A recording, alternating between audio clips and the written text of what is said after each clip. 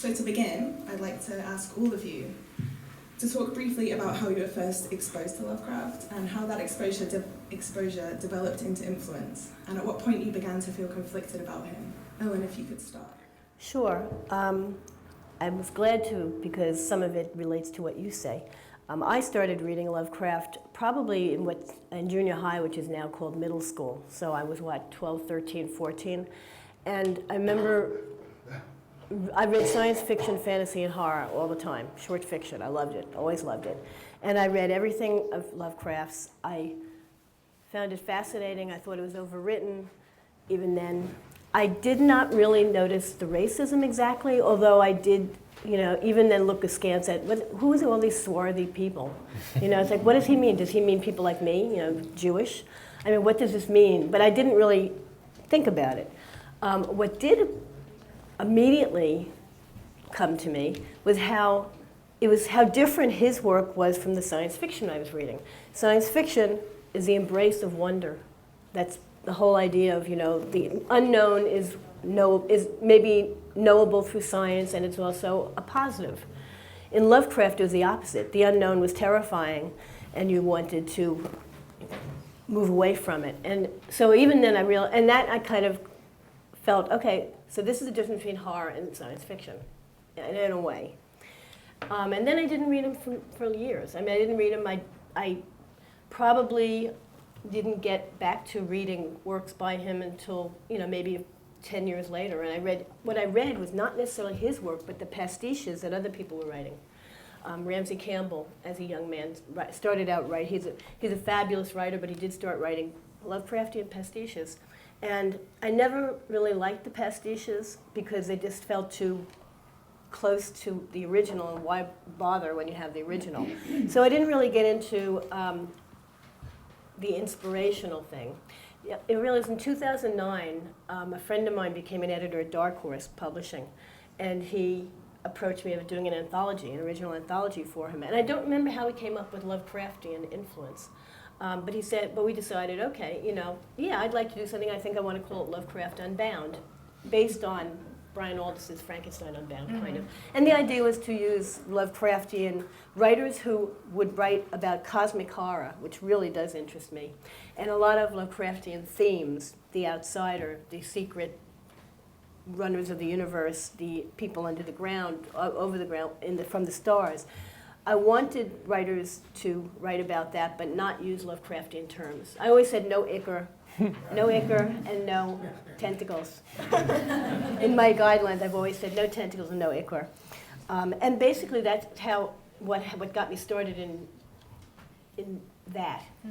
And using Lovecraftian work, and I love it. I've done 3 anthologies, 1 all reprint and 2 mostly original, all original. And I think it's rich. He's rich. His world is rich. His character, not his characters, his monsters are rich. His characters are kind of great, not so great. So that's how I got into Lovecraft. And yes, he is definitely influencing everything still. Anti and pro. Sorry, we're going to do alphabetical from last name, so it would be Paul next. All right.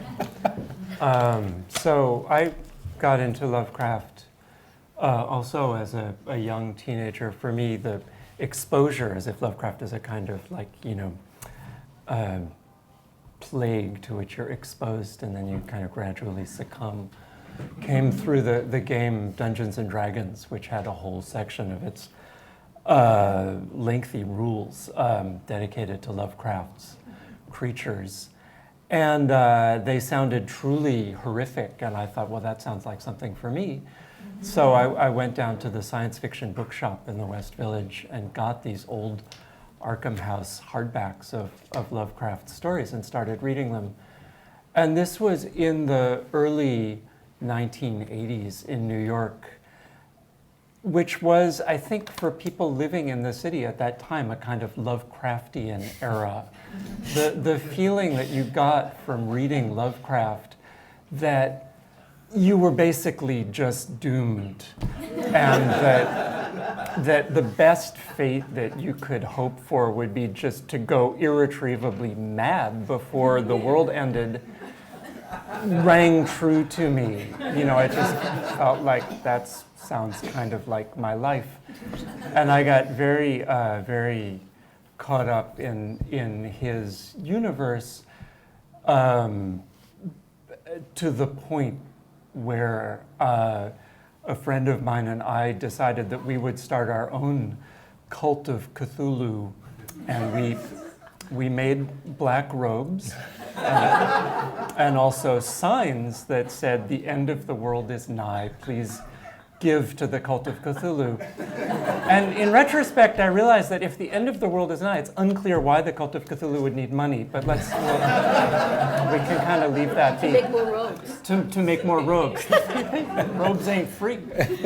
And we would walk up and down Broadway in the 90s, kind of, around 2 or 3 in the morning. And I think the real wonder there is that we weren't just killed. But we weren't killed, and so I survived my Lovecraft intoxication. And then for a while, I really put him aside. I didn't read him. I didn't think very much about him. And I didn't come back to thinking about him seriously until 2005, when a friend of mine, the poet and novelist Robert Kelly, told me the story of Lovecraft and his fan, Robert Barlow, which is kind of at the center of my book, and how Lovecraft had spent all of this time hanging out with a 16-year-old fan in Florida in the summer of 1934, which was a surprising and somewhat problematic fact in his biography. And that's, I think, when I began to become interested in him again, and also to learn a little bit about who he had been as a person, at which point I discovered the many complications and the kind of the thorny parts of his biography, which make him problematic for me as a writer, but fascinating as a character. He's interesting to read, and he's also, for me, quite interesting to write about. Victor? For me, I think it must have been the same age. I think it's a cliche, around 11 or 12 years old. And I think it must have been about that age. Del Rey Books put out this paperback reprints of his stories, and there were 3 or 4 of them that covered all the stories. But specifically, they made these great covers, and I remember them. Like a guy in a black robe, and he's pulling open the robe, and he's a skeleton underneath. And then there's another one for maybe like the lurking fear, and there's like a window, and it's shattered, and there's a creature inside looking out. And being just a curious, bookish 11, 12-year-old kid, seeing those on a bookshelf at like the B. Daltons or whatever it was at the time, I snatched those up, and I would have bought the books even if the stories were terrible, because the covers were amazing, which was the point, right? They had good designers. Mm-hmm. But then I started reading the stories, and they didn't necessarily all make sense, but they still worked, if that makes sense. And there was a way that I think his sort of arch language and tone felt almost like I had to work harder to achieve.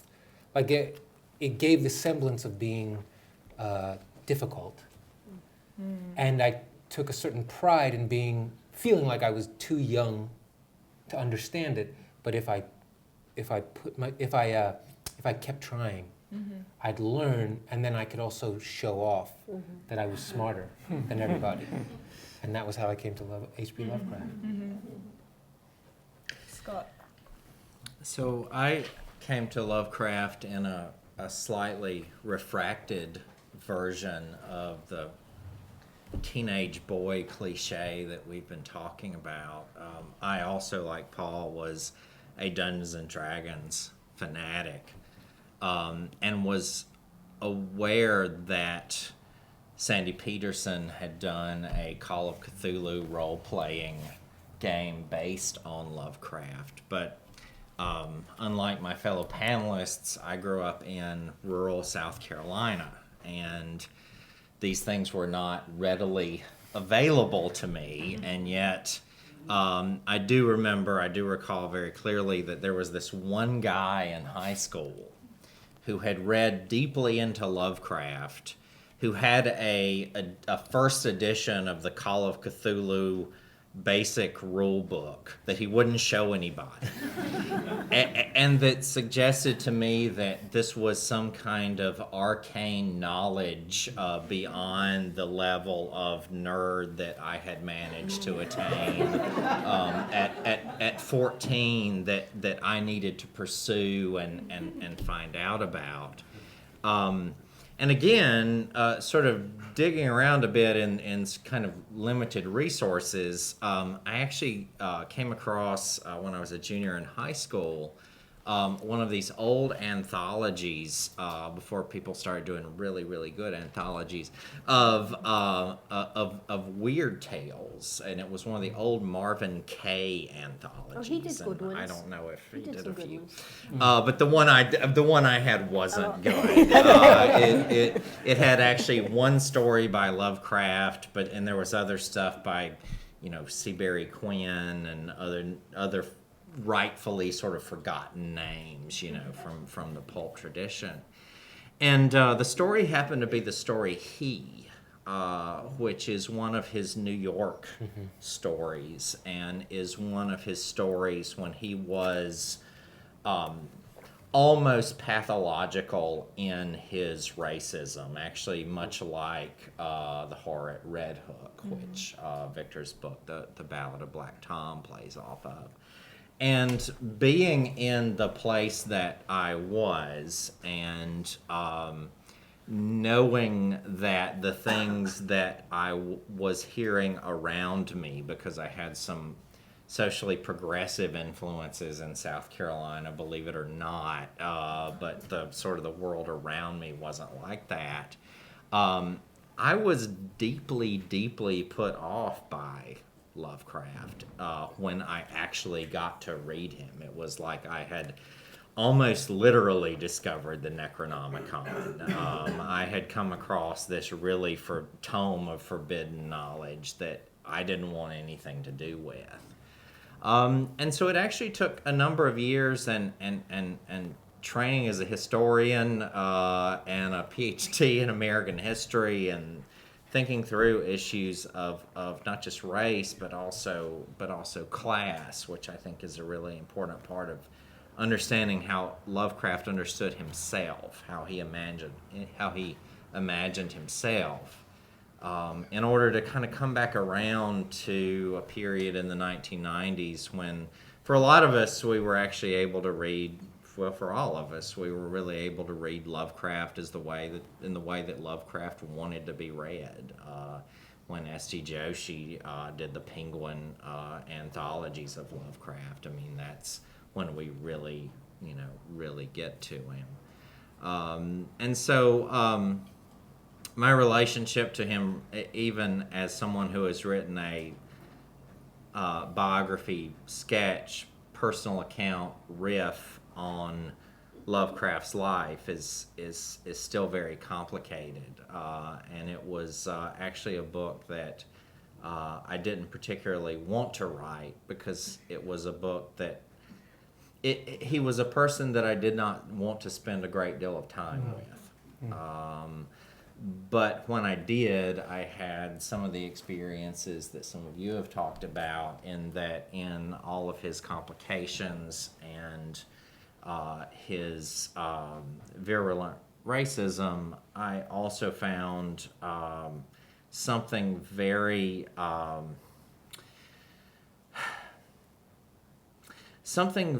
weak inside of him that was yet trying to reach out to the world. And that's actually part of why I love Paul's book so much, and also made a great deal of his relationship with Barlow, which frankly I think, other than Sonia Green and his mother, was probably the most important relationship of his life. And so when you learn these sorts of things about people, even though you see the darker sides of their character, it enables you to hopefully create a more and think about them in a much more complicated fashion.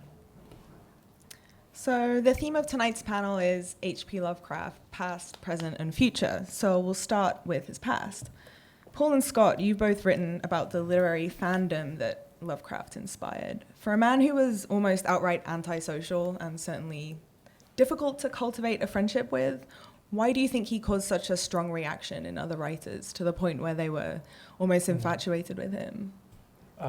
Well, he was a prodigious letter writer. He was in some ways a very easy person to strike up a friendship with, because if you wrote to him, he'd write back.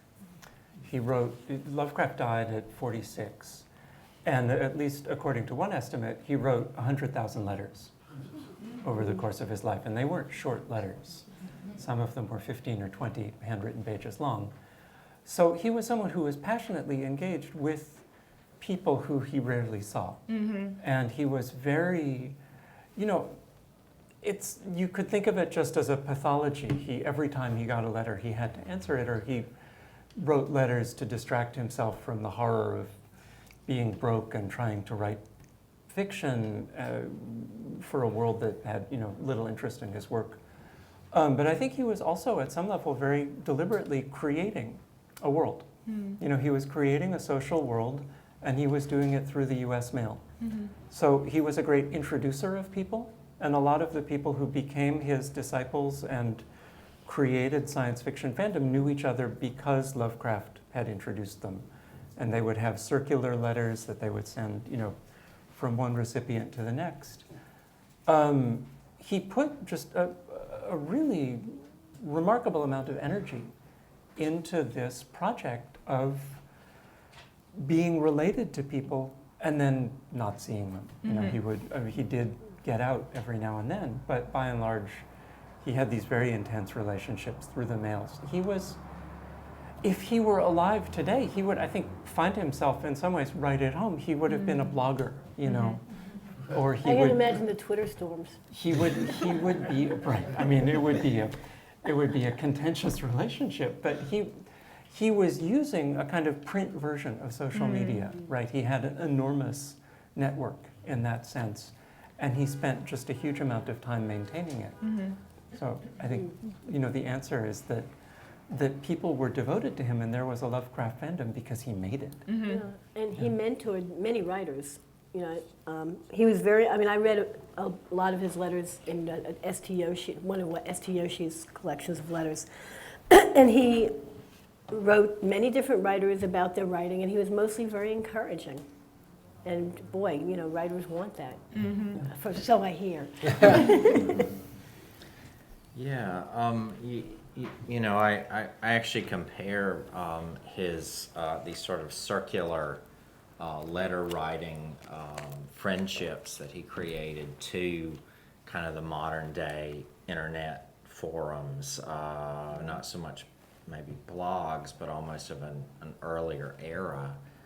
And one of the things that really struck me in learning more about him, particularly knowing of his racial prejudices, his anti-Semitism, was his ability, I guess it's an ability, to talk about that in world historical terms, and then at the same time develop a very, very deep friendship with someone like Samuel Loveman, who was a Jewish gay poet close to Hart Crane, and to marry a Jewish woman, Sonia Green, and all of these relationships sort of began, and many of them ended in these sort of correspondence kind of circles that he involved himself in. So that was something that I think to me made him much more of a sympathetic figure than he probably would have been otherwise. Victor? In a way, this is the thing I don't feel that qualified to know. I felt like I got him like it was a one-on-one friendship. But they had to be reprinted as Del Rey paperbacks for me to make that friendship. So I felt like I benefited from that in some distant way that I take the privilege of not even thinking about in a way, So moving on to the present, Ellen, as editor of many volumes of stories inspired by Lovecraft, you're extremely familiar with the extent of his influence on contemporary fiction. Why do we think he continues to be so influential, despite many criticizing his writing as, shall we say, less than brilliant? Well, I was thinking about why he's so influential, or why he has been, and I just want to back up just a minute. The Lovecraft circle kept him popular. I mean, as we were talking about his disciples. Then there was a period after that. It was Chaosium. It was Call of Cthulhu. The role-playing game is the next step that got him in the public consciousness. And for, I don't know what period of time, but for at least for 20 years or something, that the Call of Cthulhu spread out his whole influence all over the place. And then, so now, okay, that's not as hot as it used to be. But I think that's how he remained influential. And now I think I'm not sure what brought him back, his popularity back most recently, but it's certainly been going on for at least 11, 12 years. I mean, before I did Lovecraft Unbound, I mean, there were other anthologies. I don't know why. I think right now a lot of people want to play and subvert a lot of his work, like Victor did. So it's partly the attack, and then people who are using the negative parts to create new worlds out of the negative bits, or either ignoring them or working on them, working through them. And so I think it's partly a whole new generation of writers coming up. Laird Barron, John Langan, Caitlin Kiernan, and a lot more women, and also and there, Kaya Shanti, he did, Kish Johnson's done Lovecraft. I mean, all these people who are young, well, they're not that young. Some of them are young, some are not, but they're younger than the older generation. They're relatively new generation, and they are finding things in the Lovecraftian works that they want to play with and as I said, and subvert. So, but I'm not sure what actually.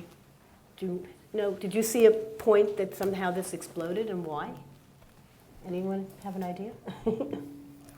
For me, I think part of, from my problem is that, like, he always seemed to exist because so I grew up on, like, my first musical love was heavy metal, and Metallica, Call of Cthulhu, and I mean, whoever it was who passed Lovecraft onto lots and lots of grim white dudes in the 60s and the 70s. Black Sabbath, I mean, I feel like is born and bred by that, you know. So from my mind, like my whole childhood, he was ever present. He didn't ever seem like he went out of fashion, but maybe it was that his ideas or his invention never went out of circulation. But I don't know that the stories themselves seem like they were always in circulation, right? Like it lived beyond that. I think that's definitely the case. One of the things that I ended up writing a lot about is the number of Lovecraftian fans who had never actually read Lovecraft, but who had played Arkham Horror, who had played, which is a spinoff of Chaos, which is sort of the newest spinoff of Chaosium.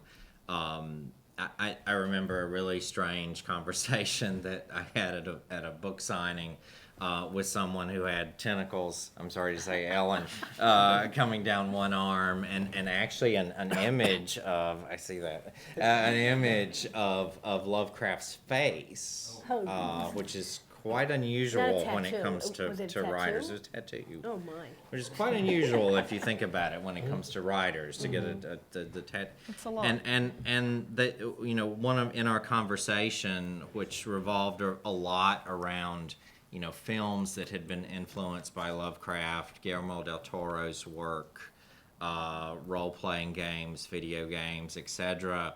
This person who had tattooed their body with his image and with images of his monsters concluded the conversation with, So, if I really want to get into reading Lovecraft, like, where do I start? That's Like, really what's good. what's the That's- place to start? Wow. And so I think that you're right that there was sort of this I don't know, Lovecraft almost worked as a kind of a cultural subtext in some way, like sort of encoded in certain things in culture, even though people were not particularly reading his work and reading his stories. I mean, you mentioned Black Sabbath. They had a song called "Beyond the Wall of Sleep" that this might just be Ozzy, but he can't remember that whether or not it had a Lovecraft connection. Now, there's all sorts of explanations for why that might be the case, but there seems to be, he seems to have done something to our pop cultural DNA that has stuck around and continued to proliferate. Well, he also, I think Lovecraft he becomes the image of a kind of a sense of the world as containing secret, terrible knowledge, right? The Lovecraftian universe is one where if you dig deep enough, you find the tentacles, you find the things living at the bottom of the ocean or way back in Antarctica somewhere. Wherever you look, if you look deeply enough into the nature of reality, you'll find something truly terrible. And so the Lovecraftian kind of represents that, right? And to me, at least, that feels as though it rhymes fairly well with the times we're living in, right? The kind of the paranoid world that we inhabit, where we can't be sure whether the stories that we're hearing are true or whether there's some secret, vastly more terrible story behind them. And in fact, we suspect the vastly more terrible story is correct, right? So that Lovecraft, even for people who don't read him, has an appeal just because he seems to, at least in one way, to have called it. Yeah. Actually, building on that, Paul, Alan Moore's described Lovecraft as an almost unbearably sensitive barometer of American dread. Do we think that the apparent willingness of some Lovecraft fans to overlook or even dismiss his racism and anti-Semitism to be in any way symptomatic of the increase in vocalized intolerance that we're seeing or that we have been seeing across America? I don't think so.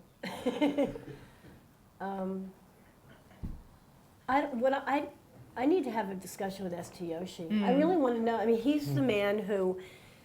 He's one of the people who kept him alive too after the Call of Cthulhu. All his whole scholarship has brought. He's now Lovecraft is the Library of America. He's out there. He's here. He's with us. And Yoshi is East Indian. I believe he's Indian. He's Indian. He's Indian. Yeah. Okay. Yes. And I have met him. I've talked to him. He hates me now, I think, because he blames me for changing the award, but that's not. Yeah, neither maybe here you nor could talk a little bit about the Howies, But we have talked, and I would like to just find out what he thinks about it, because I don't remember him. I don't know if I've ever heard him talk about it. I think many people just say, they'll dismiss it by saying it was of the time. It was of his time, but it's more pathological than that. There were people, Yeah. But would he have changed over the years? I mean, he did die young, and he did have friends who were Jewish, whether he knew them, and he married a Jewish woman. So he might have changed, but we don't know. He might have mellowed. I don't see the people who are dismissing it as being racist automatically. I don't see that. I feel like people, almost like certain personalities have a hard time talking bad about their parents, and certain personalities can admit that their parents have flaws. Right. And that's almost just down to you were just born with that. Because, I could think of many of the writers who Mark Twain, Flannery O'Connor, Norman Mailer, lots of people I love were awful people. You know what I mean? Was Flannery O'Connor awful? Yeah, she was pretty awful. But Sorry, Ellen. but it doesn't change that they were great, Yeah. right? And so sometimes I'm confused by the how hard people fight to push off the ideas that Lovecraft had these prejudices or to dismiss it, rather than being able to just say yes, and we can't ignore that. And in part, we can't ignore it not because of what it says about him as a human being, blah, blah, blah, even, but because that is integral to the writing itself, right? Like Cthulhu, at least as I read him, Cthulhu is Lovecraft's fear of every fucking kind of person, including himself and blah, blah, blah, whatever you want to say. And part of the reason why it lasts so well is because he didn't turn it into one. He didn't fear just one kind of people or hate one kind of people. He feared and hated everyone. And so he made a tentacled, dome-headed sea thing, and then there's these other things that do whatever they do that you can't really picture really, but they do something powerful to you. And in that sort of abstract nature, I think, almost any kind of person, they can become a repository for almost any kind of dread and fear. And that's why I say he lives more than, say, I don't know, Algernon Blackwood, Machen. I said it wrong in Okay, 3 different ways. Machen. Machen. But why I think a lot of other folks who, Lord Dunsany, people who he loved, who did not last in the way he does, and I think it's because they were just frankly too specific. And he was vague, but also sometimes he was just a shit. And you just say that's just what he was. But that's not all he was. I have actually talked with St. Yoshi about good. this Tell topic. us. So part of what I did was do some fairly extensive interviews with him about Lovecraft and not so much about Lovecraft, but about his own role in the Lovecraft story. And he doesn't care for me that much anymore either. What did you do to You guys are friends, right? But I'll tell that story. you have a very affable St. Yoshi in The Night Ocean. That was before he read it. But it's very interesting. So we really ended up going up back and forth on this issue of historical context. He does admit that Lovecraft is racist, and there's no way not to admit that. I think it should be said. And the interesting thing about Yoshi is that he also has gone out of his way in certain respects to describe himself as actually a person of the left, and even edited this sort of primary source documentary thing on like sort of the history of prejudice and this sort of thing. But I'm actually going to quote Victor here, if he doesn't mind. Victor actually said one of the smartest things about this historical context issue that I've ever heard when we did an event together back in November, when he said, when you talk about historical context, you're not talking about like just sort of one isolated moment in time. You're also talking about your grandparents, you're talking about your parents, you're talking about your own particular moment. And I think it's very interesting, and Nick Mamatis has made some pretty good jokes on Twitter about this, actually. I think it's actually really interesting to defend Lovecraft as a product of his historical context when there is so much racism and anti-Semitism in our own historical context. He talks about it as if it is something of the past that went away, and that we can sort of then let Lovecraft off the hook when those of us who are white men can't even let ourselves off the hook when it comes to these kinds of issues. And so and one of the things I think you alluded to this, Victor, a moment ago, you did too, Ellen. One of the things that Yoshi has said is that he has made a very strong argument that it did not affect his fiction. That right. That's the best response actually to that. That like it does not really come out in his fiction. And you know, if I didn't know that the man had not dedicated his life to Lovecraft, I would think he had never read The Horror at Red Hook, had never read The Call of Cthulhu. Yeah, or even The Rats in the Walls. Or you know, you can almost name you know, The Shadow over Innsmouth in many ways, you know, is a story about, you know, what used to be called miscegenation, you know, and the horrors of that. And so I think it's sort of impossible to separate his own beliefs from, you know, from his fiction in the way that Yoshi would very much like to. And he, I have to say, and I said this in the book, this is where he got mad at me, actually. It's about the Howies. He really just sort of, you know, this may sound a little strong, but he lost his mind in relation to that. I mean, he started calling people social justice warriors. He's used the internet troll SJW term, you know, for that, and snowflakes, and many of his sort of acolytes and apologists sort of went out for him online. I actually loved the section in The Night Ocean where you describe the doxing of your main character, because many of us who have written about Lovecraft have experienced miniature, you know, versions of that. When I was first called a social justice warrior, I thought it was a compliment. I had to look it up. I thought it was like, wow, that's great. It's like, you know, I'd sit in my room and play video games. I'm not a social justice warrior, but I'd love to be thought of that way. You know,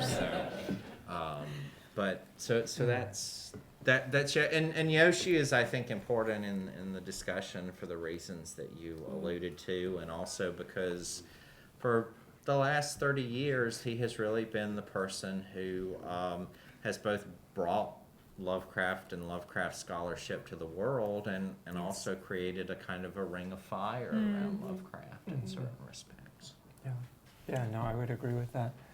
I think, I mean, one thing to note is just that we want to imagine that Lovecraft's beliefs belong to an earlier time, which we've completely put behind us, but that's not the case. And I think you see Lovecraft championed not as a writer of weird fiction, but as a racist, as a xenophobe, as a white Anglo-Saxon supremacist by people on the alt-right now.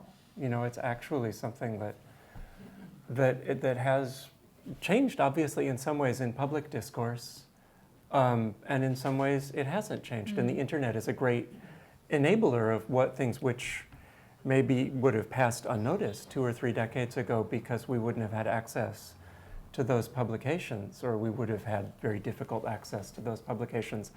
And now we just, you know, if you Google Lovecraft the Conservative, you find out that Lovecraft published an amateur newspaper as a young man where he expressed some fairly odious views. And there are publishers who are keeping it in print.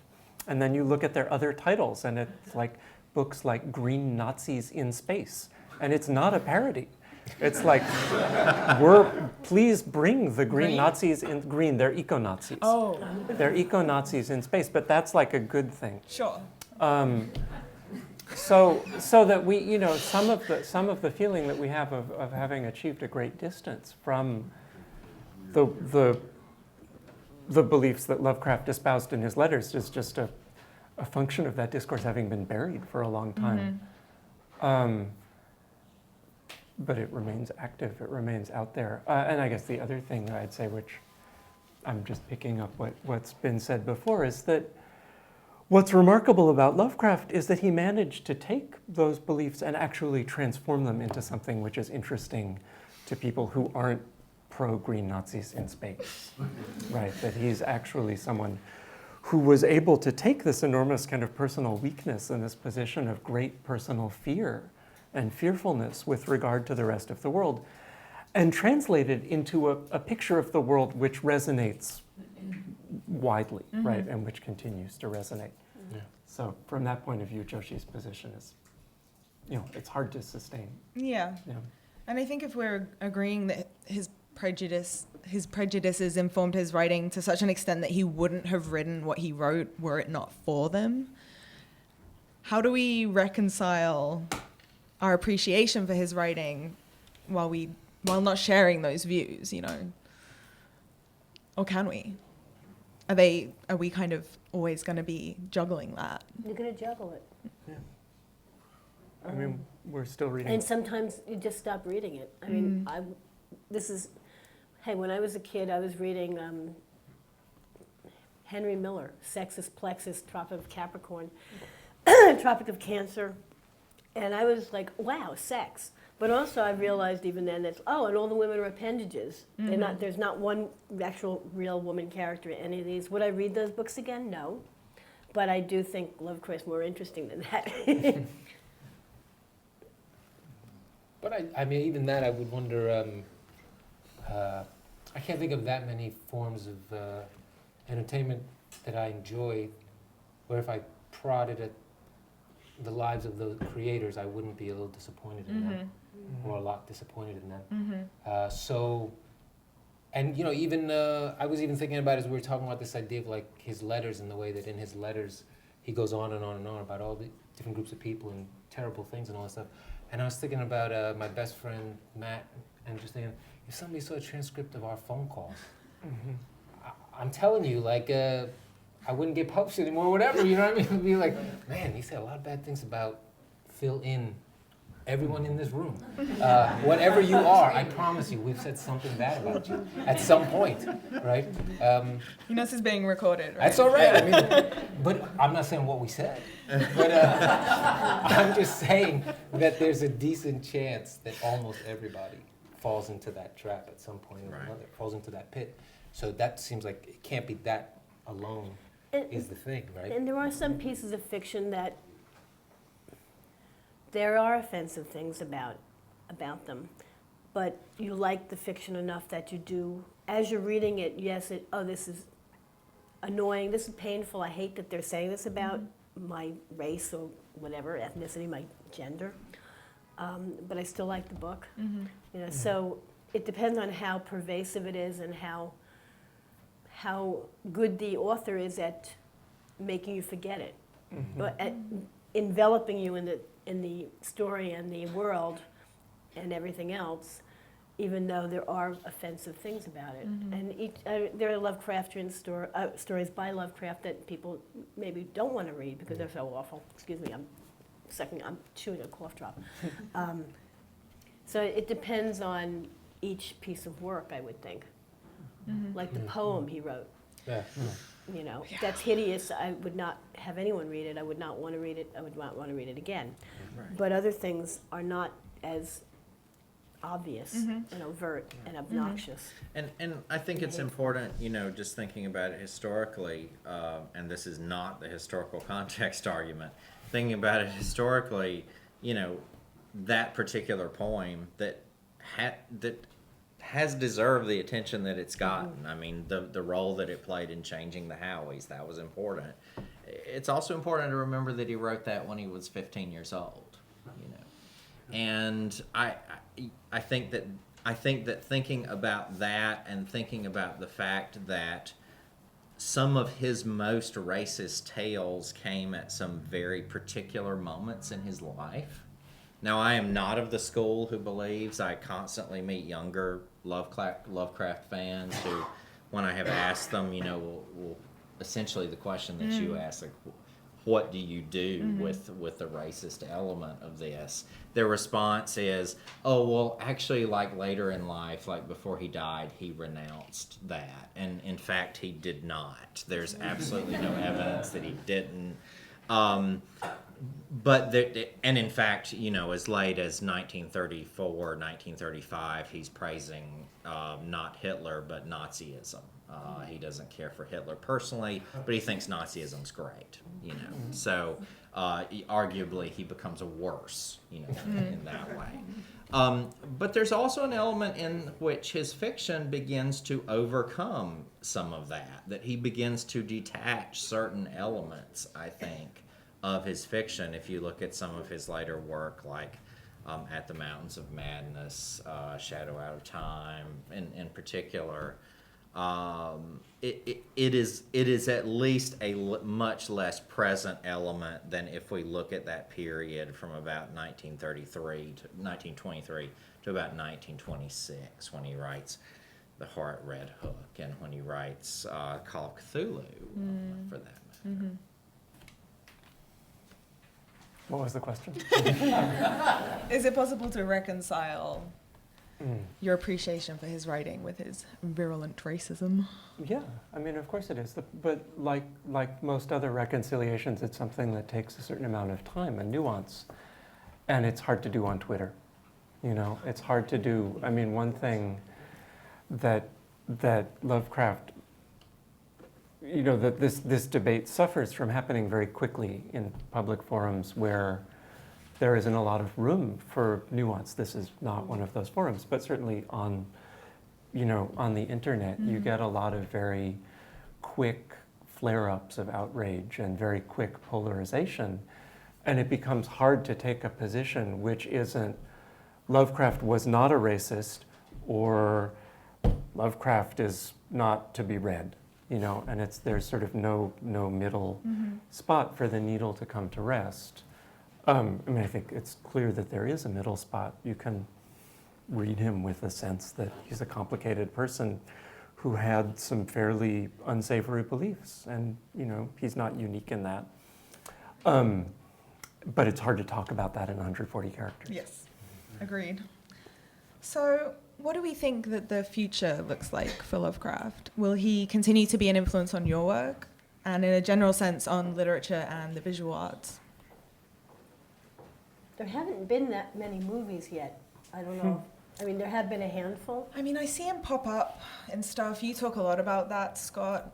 Most recently, I felt his influence very heavily in True Detective. Definitely had a heavy Lovecraft sense. They're not referencing him directly. There aren't the kind of monsters, but you feel him there, in the background. So I do see him a lot in film, especially. Yeah, there's that, and then so Del Toro, very famously has forever wanted to make a film version of At the Mountains of Madness, and came very close to that, and in fact was greenlit to do that, but then when Ridley Scott made Prometheus, which is essentially the same story as At the Mountain of Madness, but it's in space and it's not bad. in Antarctica. And many people think it's bad.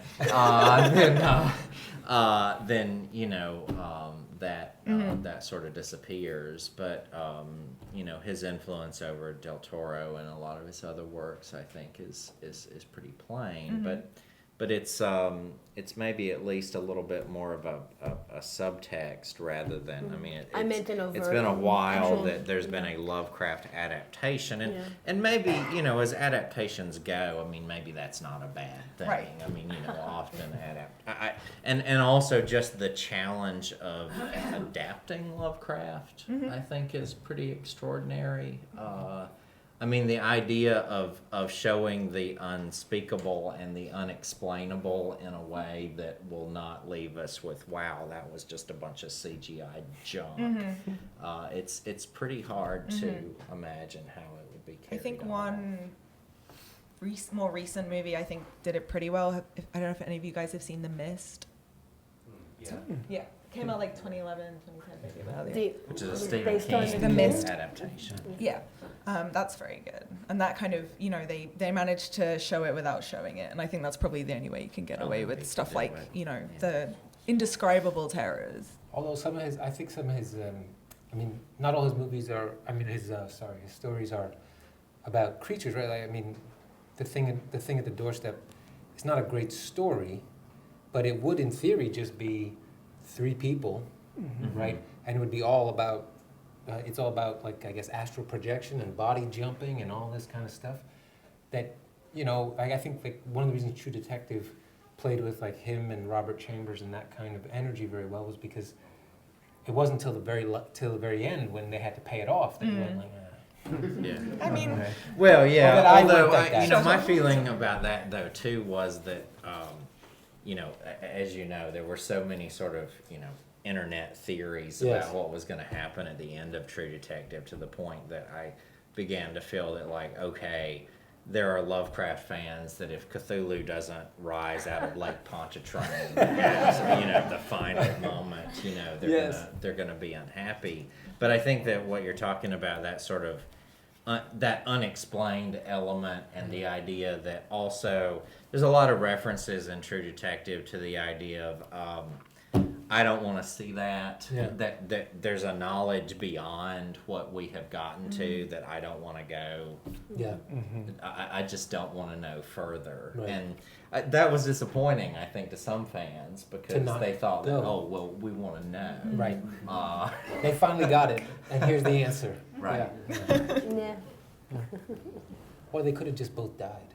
right. well, Right? I think everyone wanted that to happen, but sadly, no. No. Anyone else? Lovecraft's Future? He'll pump. He keeps selling. He's got a new video game coming out. Oh, really? Actually, yeah, there's a new Call of Cthulhu console video game being released in the next year. And That's a I mean, just in Lovecraft terms of, like, you know, popular culture knowledge. I mean, Yeah, I don't know if fairly ST is significant. continuing with the Black Wings series. I think he's up to 5, maybe 6, I don't know. Those are continuing. And, Someday I'll do another Lovecraftian anthology, but not for a few hope years. so. Yeah, but I don't want to do it too often. You know. What about you? Mike Paul? Davis and Ezine is still. Is this your one and only Oh, yeah, Lovecraft Oil book? Cthulhu. Oh goodness, too soon to say. It certainly feels like, for the moment, I've gone as far into the world of Lovecraft as I need to, or possibly You went pretty could. far. I went as far as I could go. But I was just thinking about, well, you know, Lovecraft's great master in the world of horror fiction is Poe, right? And Poe is still taught in schools, and Poe is, there are people who read Poe, but Poe is not widely read. You don't walk into the airport bookstore and pick up a copy of Poe's Tales. Maybe you do. I don't see a lot of people reading Poe, and yet his influence is profound and continued, right? He invented these genres that people continue to write in. And you could imagine something like that happening with Lovecraft, right? That people won't be reading Lovecraft, but that they'll be reading people who read Lovecraft. Right.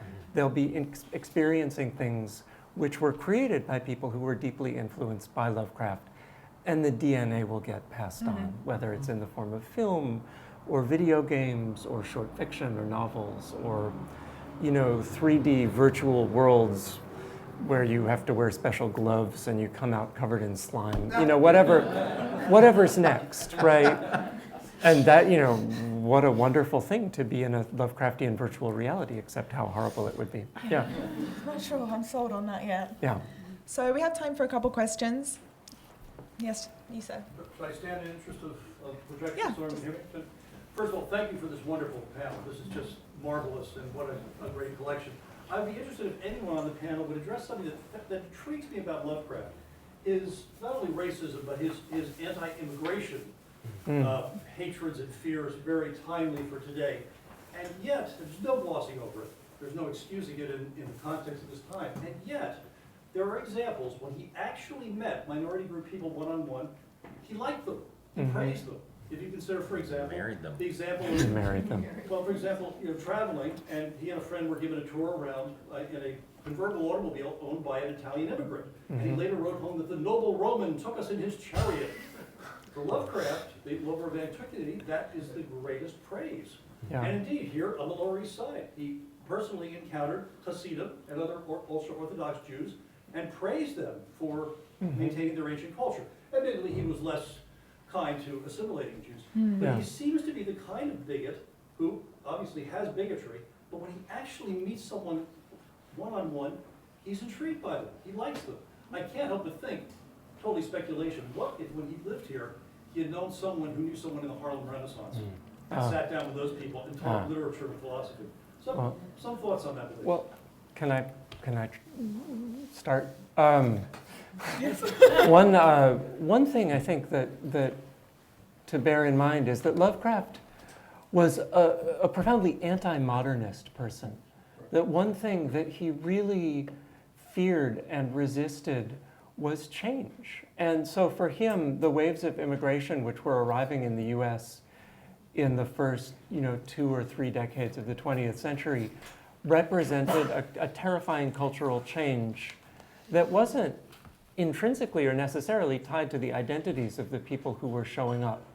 It just represented a transmutation of American culture, which is something that Lovecraft feared and resisted. And, so for him, the term of praise is the Roman, right? He's looking back to the old ways, and the Hasidim, you can imagine appealing to him in the same way because they represent something deeply conservative. They represent, in some ways, one of the more conservative cultural groups which continue to exist on the face of the earth, certainly in the US. But things that felt modern, that felt new, that felt like they were bringing kind of technological progress or cultural transformation, he did not like. So I would say that has something to do with his anti-immigration stance. But it has something to do, though, with that he put that ancient Roman as a praise on an Italian immigrant when he writes letter after letter about horrible things, about greaseballs, dagos, so forth. He meets one, and now he's a noble Roman. But did he go back to writing the nasty stuff after that? That's a good question. I don't know the answer to that. For the length of the car ride, at least. Right, Right. yeah. And the did help him moment he out. was writing. Right. Yeah. But Yeah, the moment. I do think it's worth also remembering, like, or making the distinction between how much work has to go, like the idea of having to meet a representative of every group that one fears, and then having to have a good interaction with a person from that group. I mean, that bar is so incredibly high, and then more importantly, it turns everyone else into essentially helpmates for that person. And that at a certain point, there has to be room for the idea that that's not the job that anyone was born or signed into, And so the job or the labor would be on the part of the person, if they want to do it, would be on the part of the person who might be mature enough to say, I think maybe I've had these thoughts about people from Montana. Maybe I should visit Montana rather than waiting for Montana to send a diplomat. Representative, yeah. That as a result, I mean, thinking of the world as it needs to come to me so that I may change. The only problem with that is, it just turns the. I tell like my writing students all the time. One of the worst things you can do is have your secondary characters work really hard to help your main character, because that doesn't feel like life, right? Because you want to get on the subway and get to this event, the person in front of you could give a shit about your event. And when your story character says like, oh, excuse me, sir, let me move out of the way because you are in a hurry, it's like the Matrix when they say, we tried it the first time and everything worked perfectly and nobody bought it. Do you know what I mean? And so feeling like the danger of that thinking is that it just turns everybody into that kind of helpmate for each of us, right? But in particular, say for Lovecraft. Another question? Yes, sir. Hi. I just have one observation, which was, for example, Ellen, you had mentioned in speaking about science fiction that it was, I may be misinterpreting it, but that it was more of an optimistic outlook on things as opposed to maybe weird fiction and horror. And I'm not so sure, I mean, I came to science fiction sort of from another angle. I came at it from sort of the idea of reading about dystopias and things that were not necessarily very optimistic. Right. And that sort of was my entree into reading Lovecraft and horror stories. I first encountered him in, I think, it was Beyond the Walls of Eryx, which was the science fiction story where an astronaut or space traveler was trapped in a cave trying to get out. A maze. I'm sorry? A maze on In a Venus. maze, right, exactly. It's been a while. But, you know, I came to Lovecraft from that, and the other thing I wanted to talk about a little bit was that the idea that the thing that I get from Lovecraft, even at his worst, are sort of bits of imagery, the things that stay, you know, there's a sense of wonder even in the negative aspects, of just tying it to what I was just mentioning to you. There's sort of it's a horrific sense of wonder, but there's sort of still an awesomeness to some of the imagery, even the worst. But that's different from a sense of wonder as you define it in science fiction. Yeah, it is. It is. But it sort of plays on the same idea of space and sort of I think the word he used to use was numinousness, this namelessness of his things that were hard to describe. But there were things even in the horror Red Hook that as bad as it was, that stay with me even today, just sort of as images, just the corpse sort of doing an end run for this basket that he tried to, this idol that he tried to push into the water, even as his body was falling apart.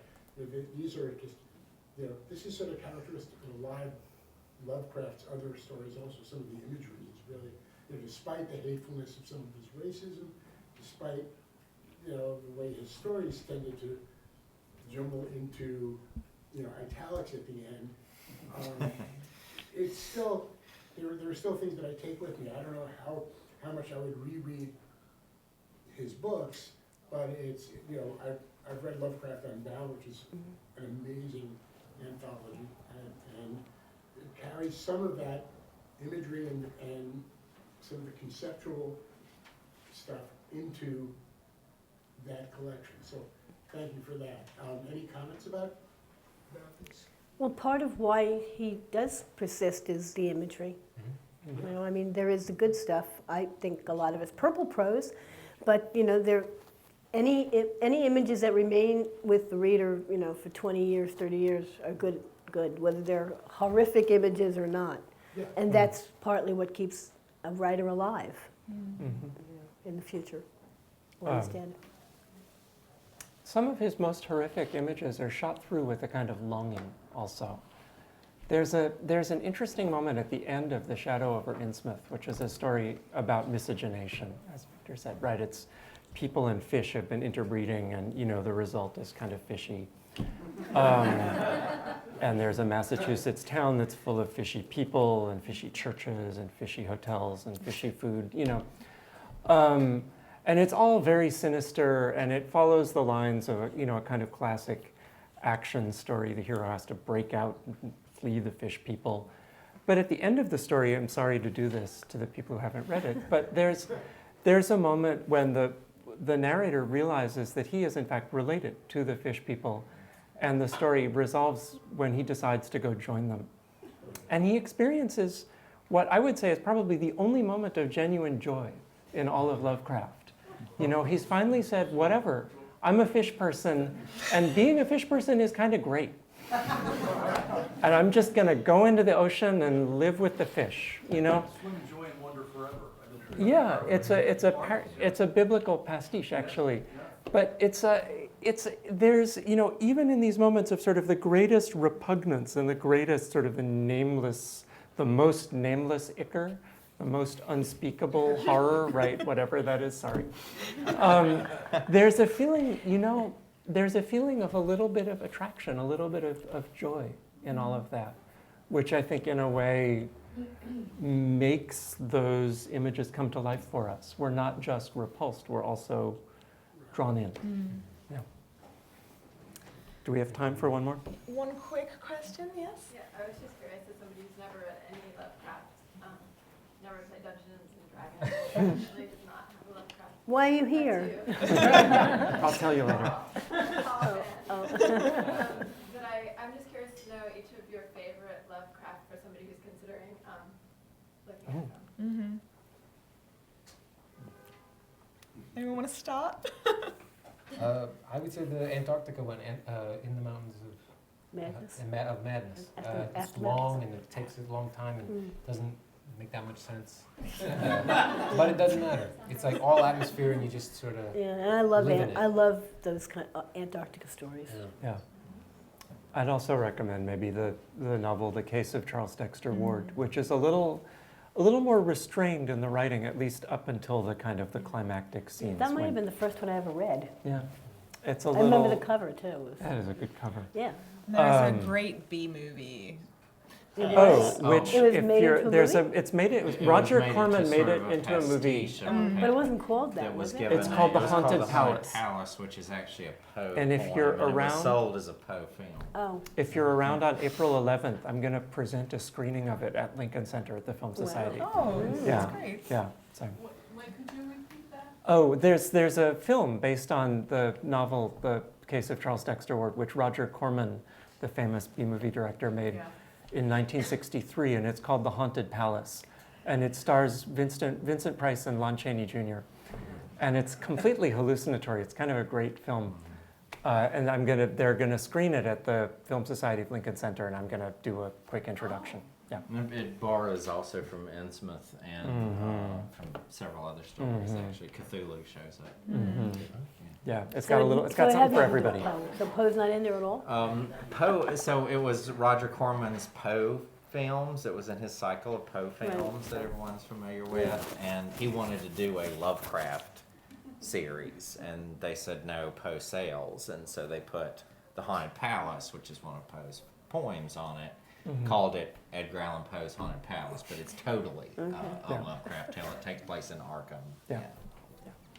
My suggestion is a little bit off the wall. It's an early story nobody's ever heard of called Hypnos, that I actually think is one of his better forgotten short tales. My favorite short story was The Rats in the Walls until I reread it recently, and there's a cat in the story with a horrible name. It's unfortunate. Oh. Yeah. Unfortunate is one way to put it. I'm not going to say it, but you can kind of guess. But read it. Just be aware that when the cat shows up, it's going to be problematic. What's the name of Lovecraft's actual cat? Yeah. It's even worse. Yeah. Sorry. It's fine. Boyhood cat. That's delightful. Has anyone not given a recommendation? No, I said The Mountains of Madness. Okay. It matters. Yeah. Well, on that note, Okay. I think we'll call it a night, but we have books at the back and we also have refreshments, so please stick around. And please join me in giving a big round of applause to our speakers tonight.